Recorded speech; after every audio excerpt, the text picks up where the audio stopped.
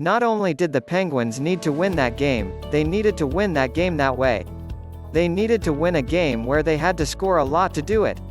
They needed to win a game where the offense carried the day. They needed to win a game where they lit the lamp one more time than the other team, even if the other team did it a bunch, too. Because that hasn't happened for a long time in the playoffs for these Penguins. In outgunning the New York Islanders 5-4 during a wild Game 3 affair Thursday night, the Penguins seized a 2-1 series lead in the opening round of the playoffs. They also may have jump-started an offense that often puts up big numbers in the regular season but has gone dry in recent playoff campaigns.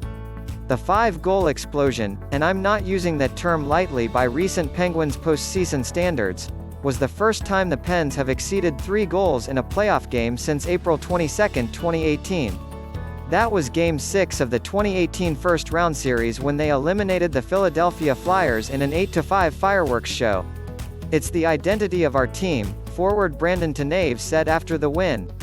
"We have great depth. We have shown that throughout the season. But it's playoff hockey now."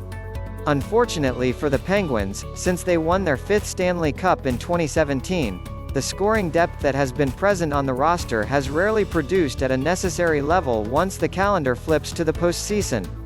In the 16 playoff games between that night and Thursday's victory on Long Island, the Penguins totaled just 33 goals, for an average of 2.06 per game.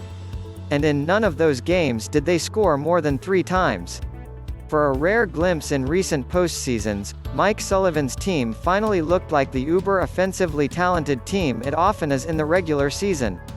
As was the case this year when the Penguins' 3.45 goals per game average led the East Division and trailed only the Colorado Avalanche in the entire NHL. Granted, goal scoring gets far more difficult in the playoffs. Even when the Pens won back-to-back Stanley Cups in 2016 and 2017, they only averaged 3.04 and 3.08 goals per game respectively. But those modest numbers are each still roughly a full goal per game better than what has been the case since they began their 3-series losing streak against the Washington Capitals after eliminating the Flyers in that 2018 postseason.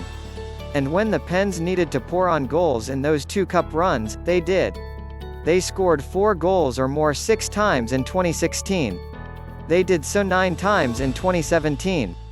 Thankfully, the Penguins bucked that trend Thursday by blowing through that magical 4-goal ceiling and getting all the way up to 5. Because the Islanders were able to beat goaltender Tristan Jarry 4 times themselves. "It's fun to see that every line can contribute offensively," defenseman Kris Letang said. "That's always a big question mark going into the playoffs.